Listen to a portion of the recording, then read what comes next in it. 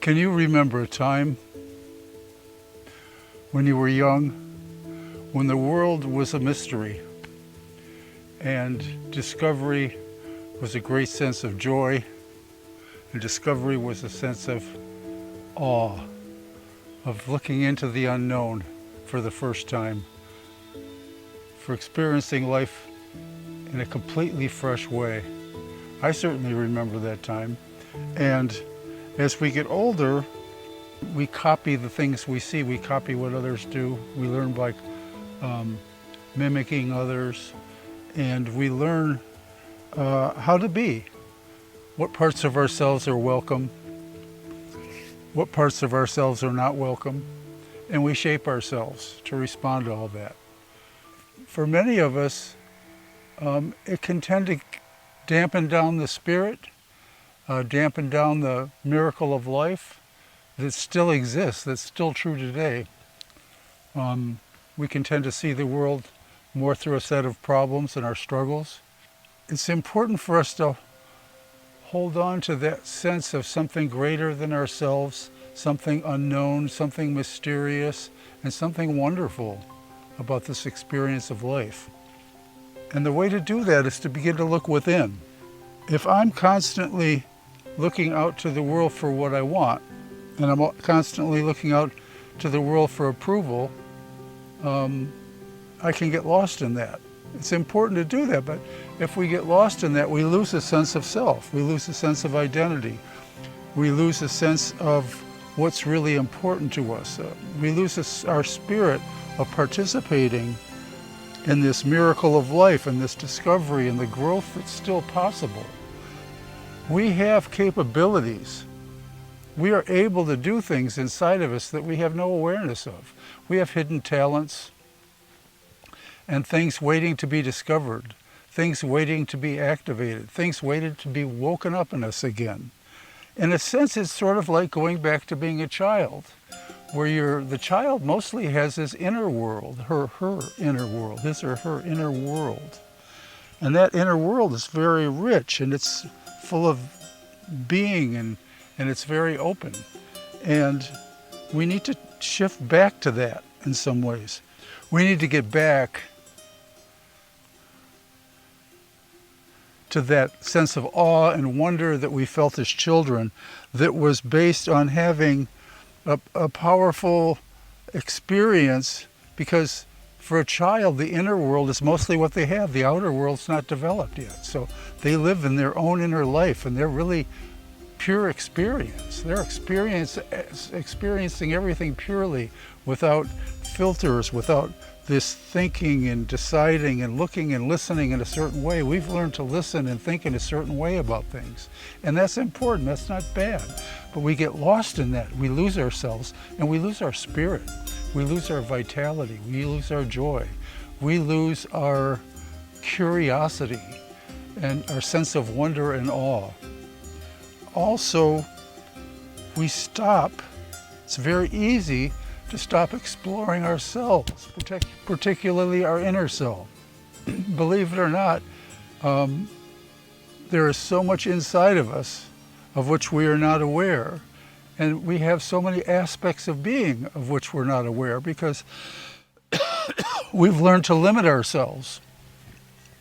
We've learned to limit ourselves to the aspects of being that are accepted, and the aspects of being that others have cultivated around us. Now, that's a beautiful thing, to share with other people a way of being, a way of life, and how to get along in the world. That's fantastic. But the way that's done isn't always done in a way that allows us to keep our spirit alive, and to keep our curiosity, and to keep our joy, and to also keep our instinct to self-express, our instinct to move, our instinct to feel, our instinct to look at things in our own way. That can get lost. And I believe that we are connected to something inside of us. We are made from the atoms of the universe. You know, if you believe in, science tells us that this all began with a Big Bang, and it started out with planets and stars and things floating around in the universe. How did we get here? I think the secret to how we got here is right here in this body, in this mind, in this soul, and we're part of this universe. We came from this universe. We came right out of the ground here, and life formed and evolved from little tiny cells, and that somehow life was breathed into the matter, and it continued to grow and evolve until we got here. That's insane if you really think about it. How did that happen? What is this life force? We don't, even though I don't understand it, I give names to it. Life force is this power that creates us. It's the power that motivates us. It's the power that has you sitting here listening to me right now. That's without your life, if you're dead, you can't do that. You have to be alive. There's a life force in us that we barely understand anything about. We've learned so much, and it's very exciting times, all the things we're learning in neuroscience and in technology. Those things are very exciting. But they're just a reflection. They're just a mere reflection of who we are inside. There's something much greater inside of us. It's the source. I think the source of life is in us, as well as in all of this.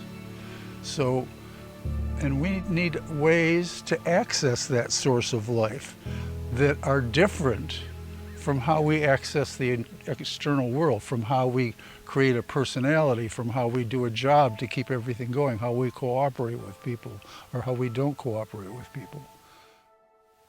I'm Jim Cutzinger. Thanks for being here today. Poshada is a way of life dedicated to healthy living, authentic relationships, and cultivating your unique potential. I've also learned to have a great life. There's really 3 areas that I need to continue to grow in, and that I believe these are fundamental to everyone, to each and every one of us. And the first one is to cultivate your health. We've been given this life, we've been given this body, we've been given this chance to have a life here, and we've been given it, and it's a gift, and it's our job to cultivate it. Health is just not escaping illness. Healthcare is not going when you're sick. That is healthcare, but healthcare should never be limited to that. Healthcare is how you care for yourself, how you feed yourself, how you take care of your body, how you use your body and maintain to make sure that it works well all the time, and to make sure that you are healthy and that you have the vitality and the energy that you need to do the things you want to do.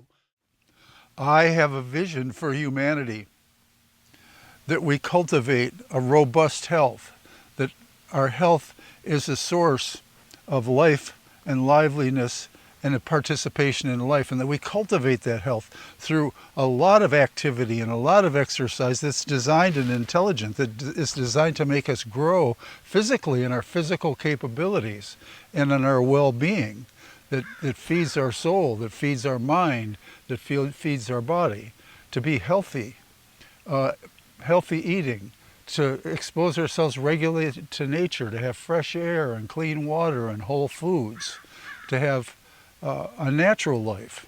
Having a natural life feeds the instincts of the body. It feeds the body, it keeps the body in balance, it keeps the body healthy and whole. So healthy living is a key aspect of what I propose, of what I practice, and of what I teach. The second critical thing, once I have all my facilities and I'm cultivating, even as I get older, I get stronger, I get more flexible, I learn more skills, I find different levels of fitness, I find new experiences of nature by being physical and exploring, and I keep my body moving and strong, and I work out in the gym, and I do exercises, and I put my body in the ocean, and sleep with my windows open, and hike in the woods. And not everybody has time for all of that. I understand that, but there are very simple things we can do to expose ourselves to nature.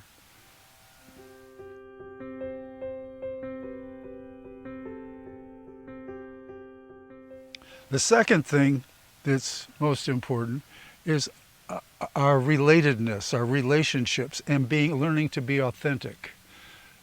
In this world of fitting in, it's very difficult to be authentic, to be your true self, to be your true, unique self. I believe that each one of us is a unique, one-of-a-kind person with a special gift to give. There is nobody, speaking to each one of you, there is nobody just like you ever before you, and there never will be after. Nobody that can be and do what you can do in the way that you do it. My mission is to encourage people to bring that uniqueness out, to bring those unique things. Our world needs your gift, your one particular kind of way of seeing things and doing things, and what you learn from that. We need that diversity. I need that. We all need that. Not to mention, we all need to have a life that's worth living. And a life that's worth living is something where I'm investing who I truly am, and I'm growing in who I am. And I'm sitting here right now trying to grow in who I am. I'm trying to expand my capacities. I'm trying to reach out to more people. I'm trying to express what's in me. I'm here to share I've uniquely learned, the things that I learned and saw that taught me things that nobody else has learned in the way that I learned them. We've each been given that, and that's very valuable. That's a gift. That's a gift to give to others, and that is the source of joy in life, is doing that, is sharing your uniqueness and your specialness. This is not to wipe out. It's not to say, no, we shouldn't all be together. I shouldn't be part of a group. It's not all about me all the time. No, it's not. But the idea is for me to cultivate and find my unique gifts, find what's special about me, cultivate that, and bring that to people. That's why relationships are so important. And being authentic is so important. It's so easy to just fit in and to do what people want and to get along.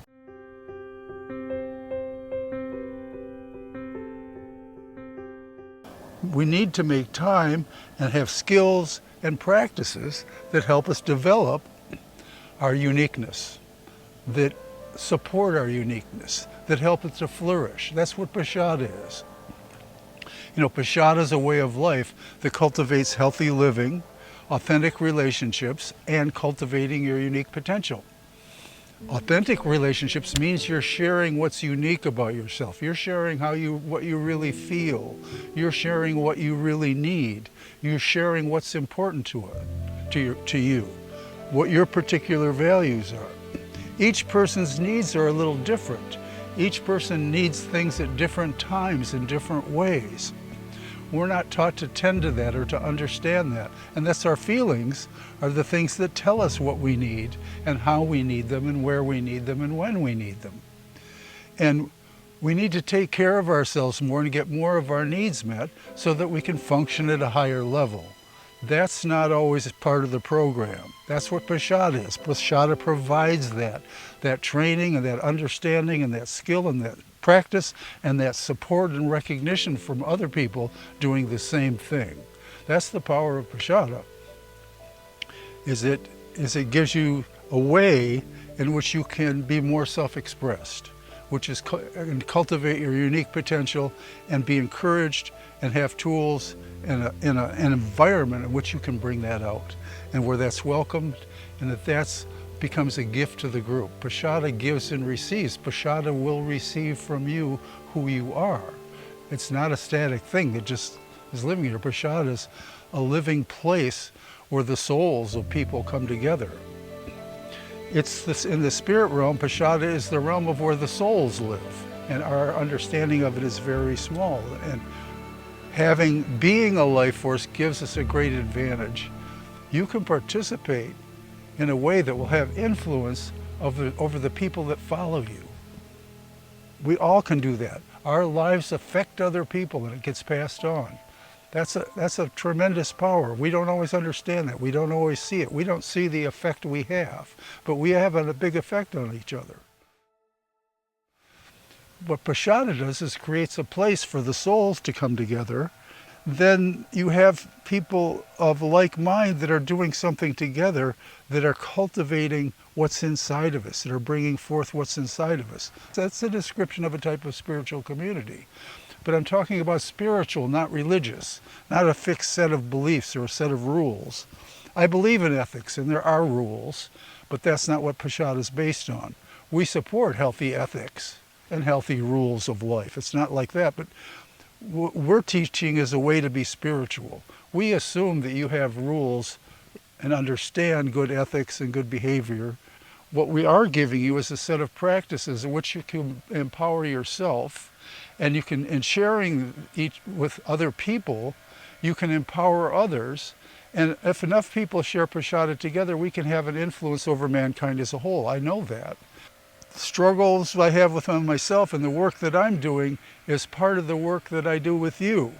So we're doing this work together.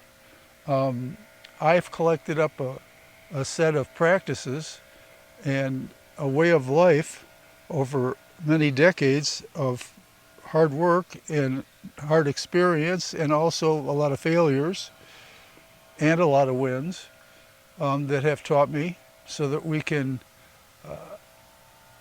be healthier. I have a track record and know and understand so much about being healthier in so many ways. Same thing with relationships. There are many mysteries in relationships which can be unveiled, where we can come to a deeper understanding and communicate with each other better. And we can be in tune with our needs and our feelings. We can understand what feelings are. Feelings are important messages coming from our own soul, telling us very specific things about what we need and what we need to flourish, what we need to grow, what we need to do is evolve. Poshada is based on this idea of human evolution, and we participated in it through healthy living, authentic relationships, and cultivating your unique potential. If we cover those three and can establish a body of best practices and establish groups of practice and communities of practice, then we can have the capacity to influence and to make a difference in the evolution of humanity. We've been given understanding and practices that are not been mainstream, particularly in related to the care and feeding of the soul. And that's what Poshada is. It's the care and feeding of the soul. And it works with these three pillars, these three big areas of yourself and your community. I mean, you have levels of community, like concentric circles going out. You're in the center, and then there's something around you. And then, there's like your parents and your immediate family, and then there's your friends and your acquaintances, and then there's the people you work with, and then there's the people at school, and then there's the people out in the public, and then there's the people in your city, and then there's the people in your state, and then there's your country, and then there's your planet. Poshada, in Poshada, we're all planetary citizens, but we also have our identity groups, and we need that diversity to share with each other, and we need to honor those different expressions of humanity, that those cultures have a right to thrive and to have their own autonomy and to grow in the way that they see fit. I don't think that should be controlled by a government or a religion. To start, I have several venues. I imagine a church venue. I imagine a place where people can gather every Sunday. But it's not like just sitting in pews. It's participatory. We do processes. We do meditation. We move. We sing. Processes are like when you maybe take two people and put them together and give them a set of questions to ask each other. A process is where you have you're studying and practicing listening in a certain way, listening with compassion. In communication, too, there's conflict resolution, where we break down the aspects of conflict resolution into more manageable pieces and give people a chance to bring their better self out by revealing their worst self, by looking directly into our faults and our difficulties and our judgments and our failings, by looking into those and being able to speak authentically to those things. and to do that in a way that's safe and in a way that's clear, and do that with each other. It's an amazing thing.